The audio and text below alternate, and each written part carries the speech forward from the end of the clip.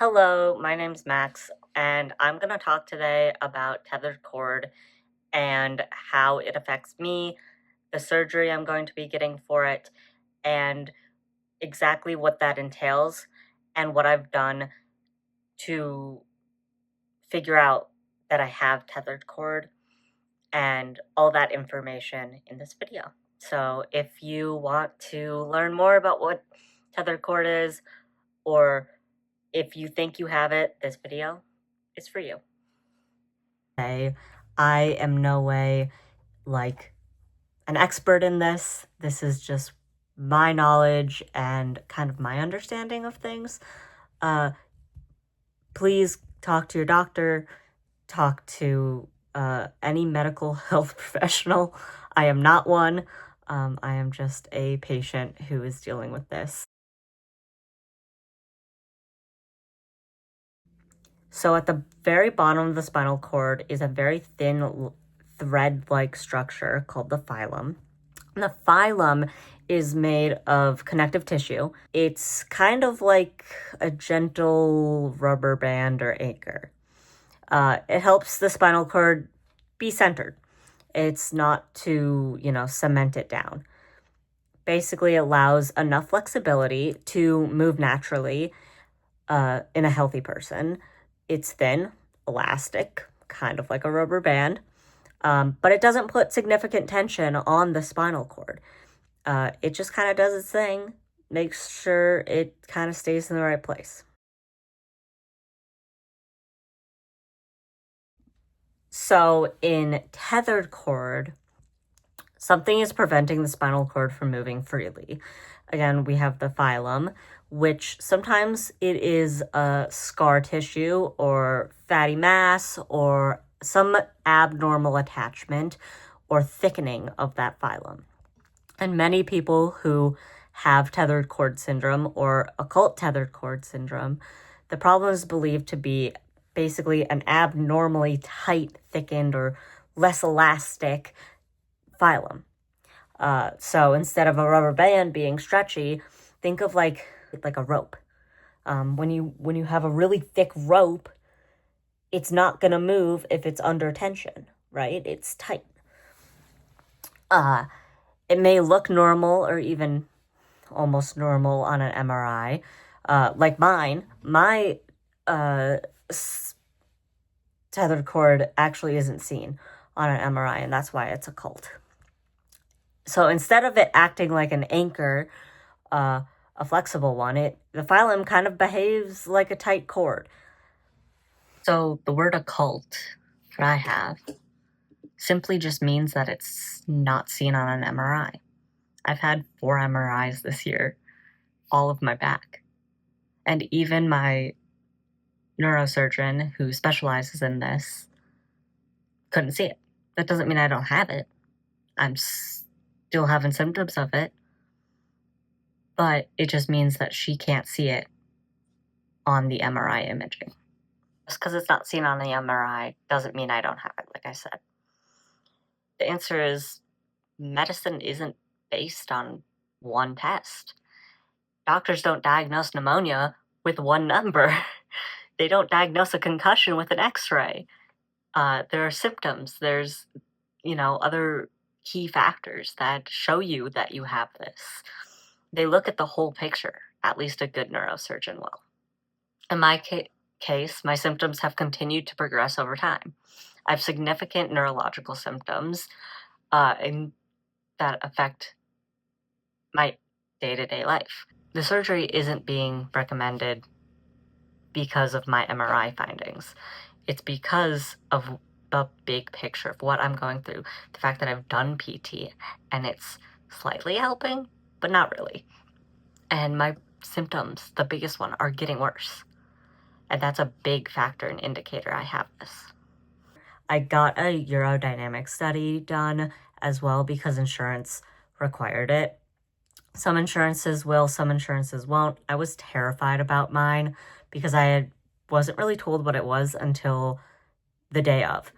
And so I want to tell you guys at least what I experienced, because although I didn't have a great experience with the person doing it. The overall actual experience of the test was fine. It was uncomfortable and awkward, but it didn't hurt. It was painless. I just kind of hung out and scrolled on my phone while they were doing it. I brought fidgets and stuff. If you have someone who is willing to go with you, I would definitely try to have someone go with you, even though it's awkward. Like, I wish I had someone who went with me just because it is an awkward place to have a stranger at, which basically what they did. And again, I'm not a medical professional here, but they have sensors connected to a tiny catheter that go in you, in your anus and also where you pee. And basically, the one in your butt kind of senses like the pressure of your bladder while they fill it up with saline. It is painless. It feels weird. But they have you try to hold it. I didn't do a very good job about that. I tried my best, but unfortunately, my bladder is pretty neurogenic. So, for me, and anyone who's getting detethered or the surgery to fix or stop the progression, I shouldn't say fix, because it might not fix your pain fully. It's purely there to stop the progression, like I said. But my symptoms: severe lower back pain, pain around my tailbone, numbness and tingling in my legs and feet and arms and legs, weakness, bladder dysfunction, bowel dysfunction, changes in sensations in my legs, basically anything lower. And these neurological symptoms continue to get worse since I figured out I had tethered cord. So the goal isn't preventing further, is mainly to prevent neurological damage while hopefully improving some of the symptoms I already have. My goal isn't for everything to go away and this to be a magical fix. The goal is to stop the progression so you don't get worse. So, what is the surgery? And again, I'm not a medical professional. This is just my understanding. And maybe I'll have a better understanding when I have had the surgery and I understand more. But from my understanding, what they do is they basically make an incision in the lower back. They remove a small, tiny bone to get safely into the protective covering of the spinal cord called the dura. After opening the dura, they work and they find the filum and confirm that it is the correct structure, basically. And once they are confident they found that, they either completely remove it or they cut it free, or, it really depends what's going on in there. So basically, then they close back the dura, seal it up, put the bone back, fix you up. Love my medical terms. So let's talk about recovery. It isn't measured in days. This is a long recovery. Weeks, months.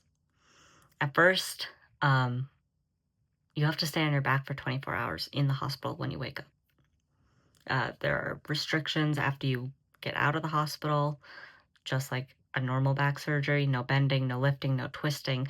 Taking it really, really easy for the first month. I'll need PT and OT. Maybe I'll be going to inpatient, maybe not. I don't know yet. That's kind of a thing they decide at the hospital. If not, I'll get inpatient or in-home PT and OT. Like I said before, I know surgery isn't going to fix everything. Things are still going to be hard and really frustrating at times. And, recovery, especially for tethered cord, isn't just linear. There's going to be days when it sucks, and I'm not looking forward to that. But there's also going to be times when my legs no longer go numb. So there are lots of feelings that I have. Currently, I'm exhausted. I'm frustrated with insurance. I've probably spent 20 hours this month on the phone with insurances. It's insane. Luckily today, I got the all go ahead, hopefully. We'll see. And so now I'm scheduled for July 29th, which is next Wednesday. I've spent months preparing mentally, getting stuff, doing PT and OT, trying to get stronger. And I've had appointments and testing and paperwork and appeals and countless other phone calls. It's just been very overwhelming. So I'm really excited for this to be done. At the same time, I know that the reason I'm doing this is to feel better, and that's my goal. I want to protect my future. I want to get stronger again. I don't want to lose any more function than I already have. I'm also going to make a playlist of every day, hopefully recovering, and what I've packed as well, because I couldn't find a lot about that. Everyone's different, so like something I bring might not be something you need to bring, or something I don't bring might be something you need to bring. So everyone's different and everything is a case by case trial, but some essentials is really what I'll be posting about. And then the everyday, kind of how I'm doing, and give just a day in the life of recovering. For my journaling sakes and also for other people to kind of learn what it might be like for them as well. Again, I'm not a doctor, I'm not a nurse, I'm just someone who has chronic illnesses, who's trying to get by every day and help others like me out. So, follow, subscribe, like, share it with your friends, and see you in the next one. Thanks, guys.